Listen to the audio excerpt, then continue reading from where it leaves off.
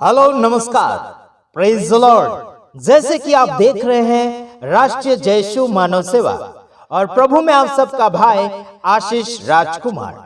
और जैसे कि आप सुन रहे हैं लगातार गुजरात की धरती से मैं आपके सम्मुख आवाज लेकर आ रहा हूं। मसीह संगठन और मसीह समुदाय के लिए बहुत कुछ बातें लेकर आते चला जाता हूं। साथ ही साथ मसीह विरोधी लोगों के लिए भी कुछ मसालेदार बातें लेकर आते हैं। आपको एक और बात बताना चाहेंगे, खिलाड़ी सब कोई बनना चाहता है। आजाद और ऐश की जिंदगी और खुशी मंगल जीवन बहुत यानी कि सब कुछ यानी कि सभी लोग जीना चाहते हैं। आज लोग किस हिसाब से जीना चाहते हैं उस बात को मद्देनजर रखते हुए आपको मैं कुछ बातें सिखाऊंगा। साथ ही साथ वचन भी आपके सामने फरमाने के लिए कोशिश करूंगा।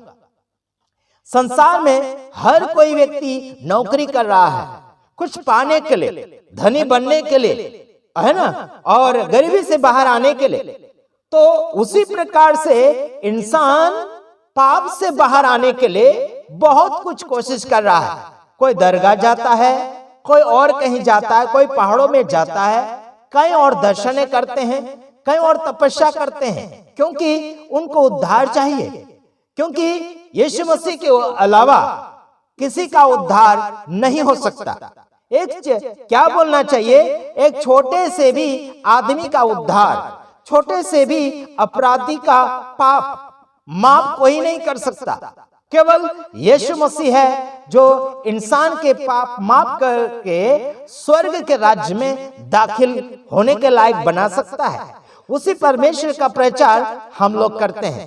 जैसे कि कुछ लोगों का कहना है कि यीशु मसीह विदेशी है और यीशु मसीह के नाम में लोग धर्म परिवर्तन कन्वर्ट करते हैं। ऐसे करके बहुत कुछ ऑब्जेक्शन के ऊपर ऑब्जेक्शन उठाया जाता है। आपको बताना चाहता हूं, चर्च घरों में प्रार्थना के लिए लोग आते हैं, शांति के लिए लोग आते हैं, उद्धार पाने के लिए प्रार्थना का निवेदन लेकर आते हैं। उसी प्रकार से मंदिरों में भी यही सारी श्रद्धा लेकर जाया जाता है।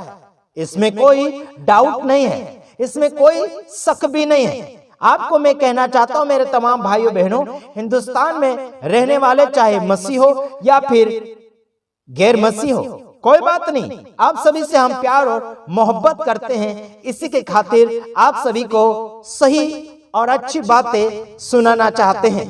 आप क्या सोचते हैं, आप क्या समझते हैं, हमें पता नहीं, लेकिन आपके ख्यालों के साथ हम जी नहीं सकते। क्योंकि संसार भर में 33 करोड़ से ज्यादा देवी देवता लोगों ने बना दिए हैं और भी बनाते चले जा रहे हैं। भारत देश में ज्यादा से ज्यादा जगह रोकी जा रही है मंदिरों के लिए, लेकिन चर्च घरों के लिए अगर किसी ने रोका है तो वहां पर आरोप लगाया जाता है, वहां पर केस किया जाता है, पास्टरों को, विश्वासियों को मार ठोक किया जाता है। लोग जिंदगी बनाने के लिए, जिंदगी संवारने के लिए इकट्ठा होते हैं। बाइबल का प्रचार सुनने के लिए, बाइबल का वचन सुनने के लिए, आराधना स्तुति वहां पर करने के लिए क्यों जाते हैं? क्योंकि अपनी जिंदगी को संवार ले, क्योंकि अपनी जिंदगी को बना ले, क्योंकि अपने जिंदगी को वो पहचान ले। इसीलिए बाइबल का प्रचार लोग सुना करते हैं और माना भी करते हैं। साथ ही साथ आपको बताना चाहता हूं, जो लोग डर जाते हैं, जो लोग जवाब नहीं दे पाते हैं, ऐसे लोगों के खिलाफ में केस ठोका जाता है या फिर उनके ऊपर आरोप लगाया जाता है, मार तोड़ और डंडे की बात की जाती है। तो ऐसा तो कोई भी धार्मिक गुरु या फिर कोई भी धार्मिक किताबें नहीं सिखाती है कि हमारे देश में आतंकवादी फैलाए या फिर मार ठोक करें।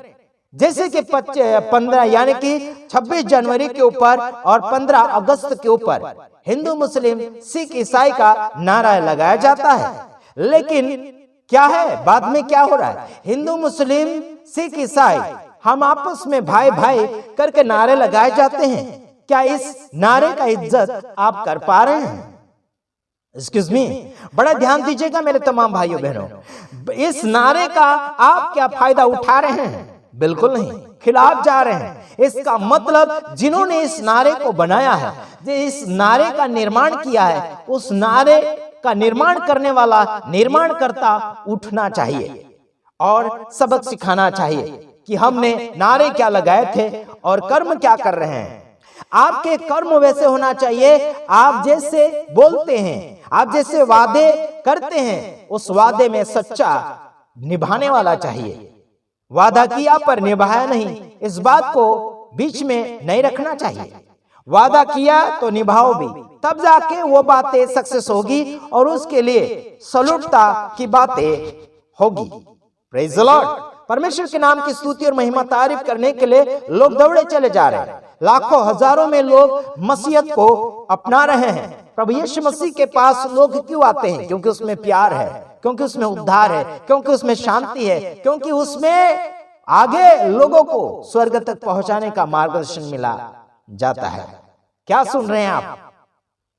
मेरे से कई वकील लोगों ने बातचीत किया, कई सेवक रेवरेंड बिशप लोगों ने बातचीत किया कि लोगों को सही सलाह देने के लिए हमें एकता संगठन बनाना होगा और काफी कार्रवाई भी करनी होगी।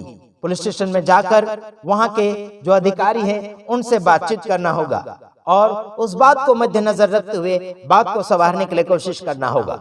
आपको एक और बात बताना चाहूंगा, आपको समझ लेना चाहिए कि हम किस पदवी के ऊपर है और किस बात को लेकर हम आगे की ओर बढ़ना चाहते हैं।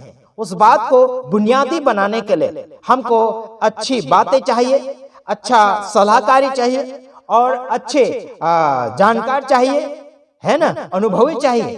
तो इस बात को मद्देनजर रखते हुए हम सारे पदवी के लोगों को मिल रहे हैं और बातचीत भी कर रहे हैं और चर्चा भी चल रही है।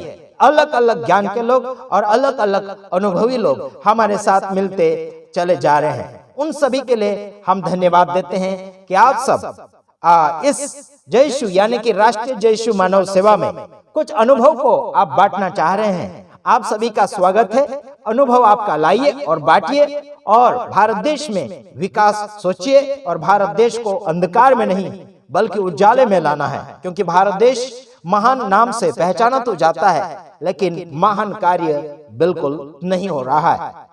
भाइयों भाइयों के ऊपर लड़ाइयाँ, धर्म धर्म के ऊपर लड़ाइयाँ, है ना, बहुत कुछ कारनामे होते चले जा रहे हैं। तेरा मेरा धर्म बनाने से कोई भी फायदा नहीं होगा।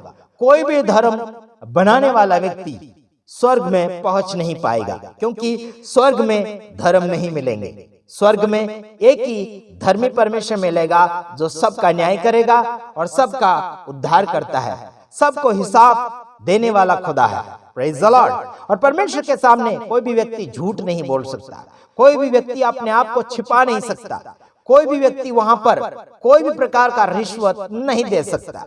इस संसार में गुनाह करने के बावजूद भी निर्दोष अपने आप को दर्शाने के लिए कोशिश करते हैं, बल्कि यहाँ तो निर्दोष कैसे दर्शा लेते हैं? पैसे देकर, किसी को खरीद कर। लेकिन वहां पर स्वर्ग में परमेश्वर को कैसे खरीद पाओगे? परमेश्वर के सामने आप टिक नहीं सकते मेरे तमाम भाइयों बहनों। और वहां आपको कोई भी प्रकार का अपने तरफ से सफाई करने की आवश्यकता बिल्कुल नहीं होगी। जो भी सफाई करना है, जो भी तैयारी करना है, जो भी सुधार करना है, धरती के ऊपर आपको मौका मिल रहा है। इस मौके को आप गमाए नहीं, इस मौके का फायदा अच्छी रीति से उठा लीजिएगा, वरना आगे की ओर आपको पछताना होगा। फिर हम कुछ कर नहीं पाएंगे और आप कुछ हमसे रिक्वेस्ट भी नहीं कर पाएंगे। यीशु मसीह न्याय करने आएगा, लेकिन आपके कारनामे बहुत कुछ सामने आते चले जा रहे हैं। मेरे तमाम भाइयों बहनों, प्रभु यीशु मसीह ने प्यार किया, प्रभु यीशु मसीह ने एकता सिखाया, प्रभु यीशु मसीह ने माफ करना सिखाया, प्रभु यीशु मसीह ने खाना दिया लोगों को, प्रभु यीशु मसीह ने नंगे को कपड़ा पहनाया, प्रभु यीशु मसीह ने प्यार और मोहब्बत की बातें सिखाई, प्रभु यीशु मसीह ने मारना तोड़ना यह नहीं सिखाया। सब राजनीतिक के लिए प्रार्थना की जाए और कर्मचारी लोगों के लिए प्रार्थना किया जाए।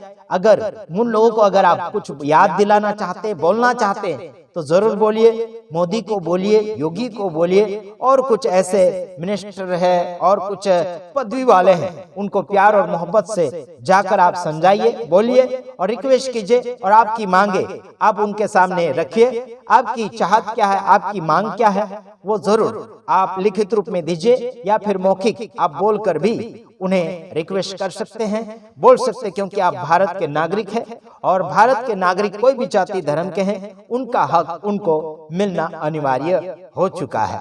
और सभी राजनीतिक लोगों को भी प्यार और मोहब्बत के साथ जनता से व्यवहार करना होगा और उसी में भला होगा।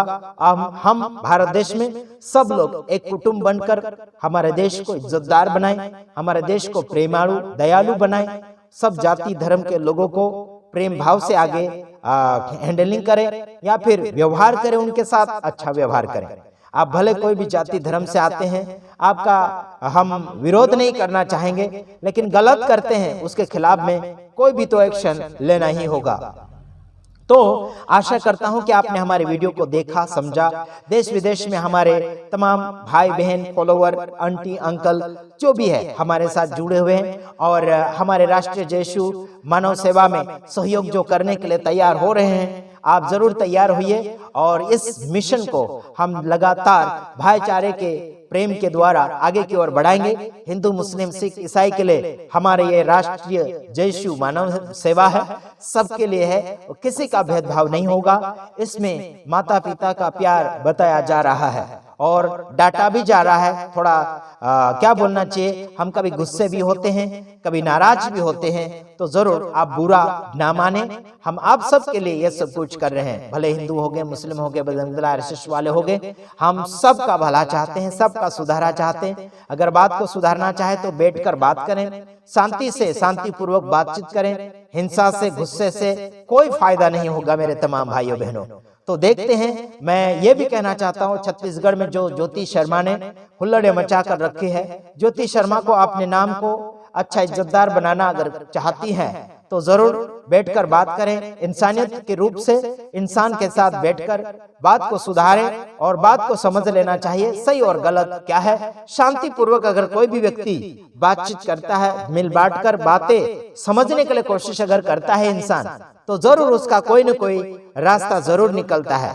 नहीं तो कोई उसको मारेगा, तोड़ेगा, हंगामे बढ़ते चले जा रहे हैं, शांति भंग होते चली जा रही है। जो लोग शांति से रह रहे हैं वो भी अशांति में आ जाएंगे, फिर लड़ाई झगड़ा, पाप, गलतियां फैलती चली जाएगी।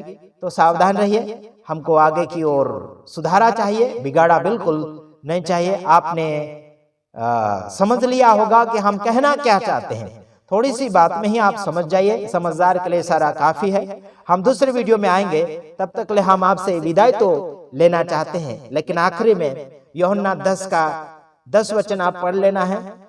यीशु मसीह आपको जीवन देने के लिए आता है, मारने के लिए, तोड़ने के लिए बिल्कुल नहीं। लेकिन जो यीशु मसीह से पहले आते हैं, जो कोई भी, वो मारने तोड़ने आते हैं।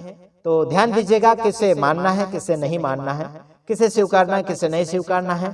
तो ध्यान दीजिएगा, छानबीन कीजिएगा। आप नन्हे मुन्ने बच्चे और मूर्ख नहीं है, समझदार है, तो समझदारी से काम लीजिएगा। God bless you. प्रभु आप सबको आशीष करें। आमीन।